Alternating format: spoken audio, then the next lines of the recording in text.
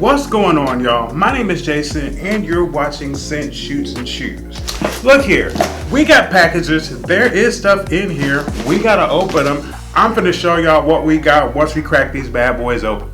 Also, I don't know where you're at, but I'm in the Midwest and that temperature is steadily going up. So that just means it is time to bust out them Freshie boys. That's right. I'm going to give you my top 3 favorite warm weather fragrances for the spring going into the summertime. Yep, it's getting warmer. You're not going to want to miss this, so stay tuned. It is Cent Shoots and Shoes.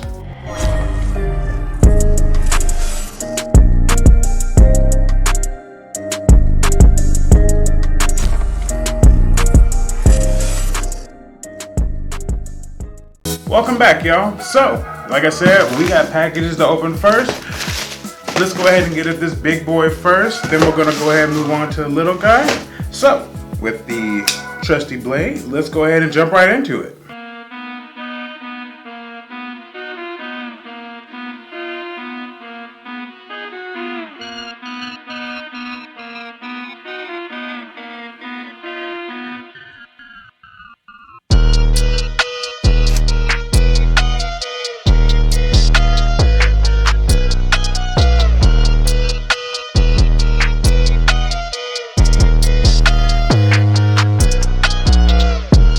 Alright, y'all, so what we have here is the Air Jordan 11 Retro Low Legend Blue.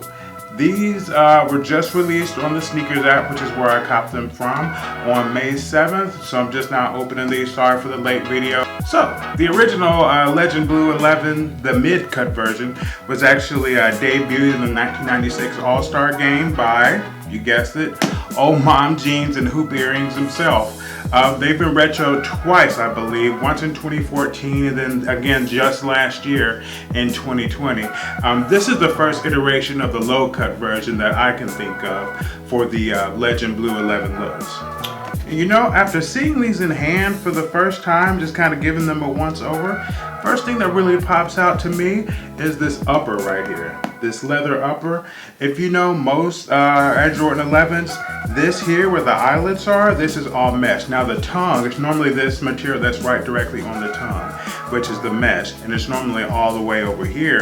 But the only other Jordans I can think of just off the top of my head, excuse me, the 11s off the top of my head, that actually have this leather upper like this are the 7210s. So that's really dope. I really like that that leather upper. And of course we got the patent leather mud guard.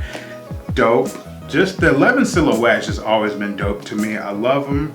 That icy translucent outsole. Look at that. That is killer. That is killer.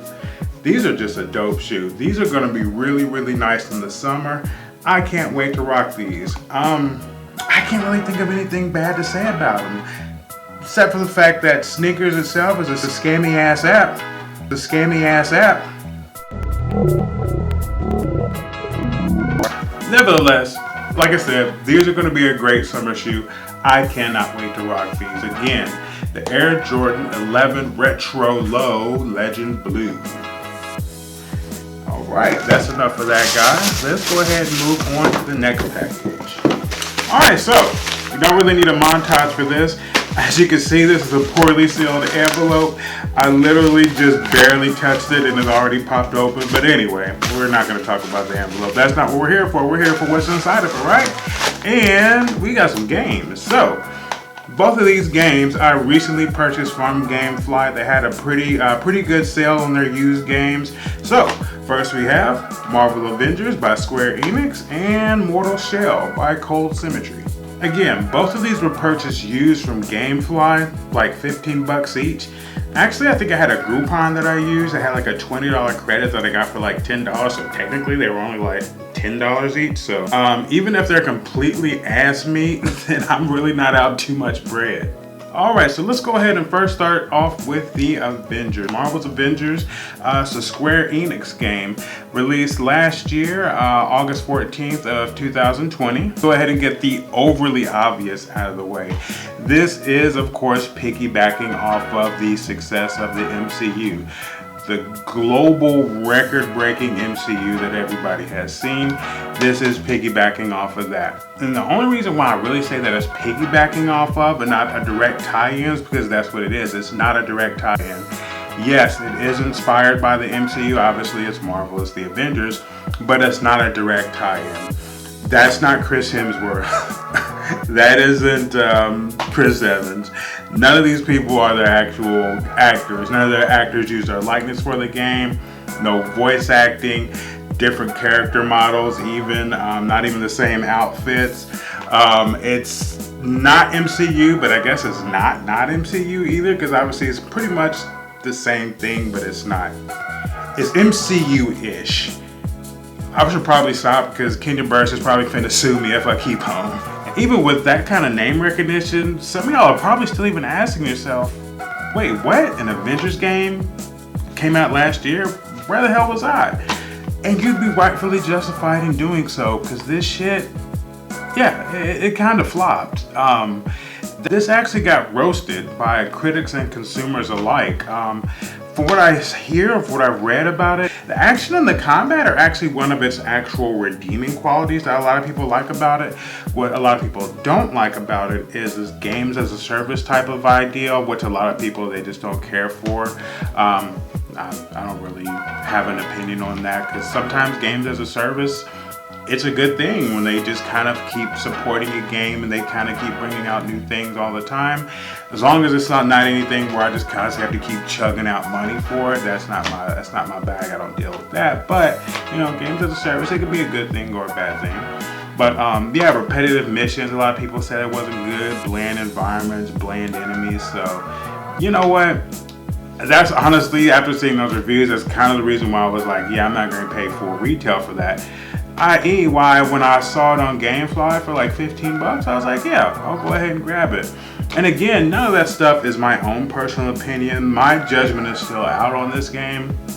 I have yet to play any of this. I've seen a few videos, reviews, whatever. Again, I'm going to go into this with a clear mind and just kind of taking it for what it is. If it is a solid action RPG, if I get, you know, a decent amount of enjoyment out of it, I'll let you guys know, and I'll definitely give you my review after I put some time into this. Again, this is Marvel's Avengers by Square Enix. So moving on, next we have Mortal Shell, also a third-person action RPG. Also released in August of last year, 2020. Marvel's Avengers, the one we just talked about, that one was released on the 14th. This one was released on August the 18th. So only about a 4-day difference there. So if you saw my first video, I mentioned on there that I had recently purchased this, and it has since came in as of the recording of this video. So, Mortal Shell is a Souls-like, which also I discussed in my first vid as being a sub-genre of action RPGs. It's based off of Dark Souls. Technically, Demon Souls was the first game that actually had that familiar style of gameplay, but Dark Souls was way more popular than Demon Souls, so most people attribute the success of Souls-likes to Dark Souls, not Demon Souls. Now, of course, there's a lot of Souls-like games out there, and most of them do a pretty good job at emulating some form of the Souls-like formula to their game, usually whether it's the difficulty or the lore or the story or the character progression. Most of them just don't actually all blend it together as good as the OG does, the OG Dark Souls. But from what I've heard, this one comes pretty damn close. So after hearing just basically how close this one was to that original Dark Souls formula, I just knew I had to grab a copy. Again, only reason why it took me so long to grab this one, because for a good portion of last year, I'll be honest, I was 10 toes down, laser focused on Warzone, getting in there with my friends, spending a lot of time with that game. So I definitely let a lot of good games like this one slip my mind. Looking really forward to putting in some hours on both of these games. I definitely hope that, first of all, that they're both good, and second of all, that I'm able to go ahead and, like I said, form my own opinion of these games and really just kind of see how they are, so I can definitely give you guys a review in the future. Marvel's Avengers and Mortal Shell. Alright, so that's it for the unboxing. Got some really nice shoes, 2 dope games that I can't wait to check out. But we're moving on to the list. And as promised, like I said, we're going to do my top 3 warm weather fragrances. And of course, full disclaimer before we even get started, this list is my own opinion. In no way am I saying that this is definitive. If you see my first video, you know that I'm a newbie. I'm not a fragrance expert. Again, this is my own opinion. At the number 3 spot, we're going to be talking about my little cheapie friend here today. And when I say cheapie, it is legit a cheapie. I'm not even, no cap. This guy, I think I got this little 50 ml from one of the rack stores, TJ Maxx or Ross, for like $10. I've heard people getting it at the rack stores as well on clearance, like a full 100 ml for like $12. As of the recording of this video, I just seen it online at Nordstrom. Not a fragrance discounter, actual Nordstrom for like $25 for 100 ml. So yeah, it's a cheapie. But I will say this punches high above its weight class in my opinion. And that fragrance is 3 AM by Sean John. Notes in this one are mandarin, cardamom, orange blossom, fig leaf, geranium, some tonic accords, and there's some leather in here as well. But honestly guys, the real star of this bottle is the atomizer. This atomizer has no business being this good on this cheap of a fragrance. Check it out. Do y'all see that? That is a really good atomizer on this cheap fragrance. A pressurized atomizer. You just normally don't get that. Man, that is so good. I really like that. Again, this is 3 AM by Sean John. Alright, so for my number 2 fragrance, we are actually going with another cheapie. Not as cheap as the Sean John 3 AM, but it's still a cheapie in my opinion. You can usually find it for around $30 or so at most fragrance discounters. And that guy is Jimmy Choo Man Ice. So, yes, this is, get the obvious out the way. This one does commonly get compared to a much higher designer fragrance, Dior Homme Cologne. I have smelled Dior Homme Cologne. Do I have it? No, I actually don't own it, but I have smelled them side by side. And I can definitely understand where people draw that comparison. You definitely get that icy, lemonade-y, irisy, fresh vibe from both fragrances. Obviously, Dior Homme is going to be, Dior Homme Cologne is going to be a little bit of a higher quality versus the Jimmy Choo Man Ice. But for the fraction of the cost of this one versus Dior Homme Cologne, I'm perfectly fine with getting this one. Do I want Dior Homme Cologne? Yeah, I'll eventually end up getting it, but this guy ain't no slouch. This one is really good, like I said, in that high heat that you get a lot of that fresh lemonade-y citrus up top, powderiness a little bit in the middle. This is a really good fragrance. I'm just go ahead and waste the spray for you guys. Yeah, you get that lemon. It's just literally like a sweet lemony burst up top that is really good. The only thing, and this is actually true with both of them. What I mean by both of them, of course, with the Dior Homme Cologne, is really true with both of those fragrances. The performance. The performance on these guys, I don't know what if it's mixing of the oils or whatever. The performance on these, just not that good. I used to get maybe 3 hours, maybe 30 to 45 minutes of projection when I first put it on. Smell great, performance unfortunately is lacking. So if you're gonna wear this, I highly advise that you keep a decan or the bottle with you if you need to just refresh it throughout the day. Again, that is Jimmy Choo Man Ice. And my number 1 warm weather fragrance is Dolce & Gabbana Light Blue Eau Intense. This is the 2017 summer flanker from the original Light Blue. It is everything good about the original Light Blue, but better. I owned the OG Light Blue years ago, and to be honest, what guy didn't? It was mad popular. So when I started seeing the reviews about this one, basically praising its performance and its overall character, I had to go ahead and grab me a bottle because I was like, I hadn't owned the original light blue. When I had it back then, I tore through that thing. Like I said, I love me that original light blue, but this one just kind of is just a better version of that. So this runs you about $60, $70 at most fragrance discounters. So definitely not what I would consider a cheapie, at least according to my budget. But I would definitely say that it's worth it.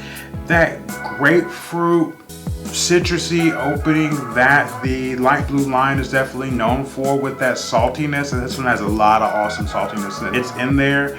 It smells amazing. I love this fragrance. Like I said, nice warm weather.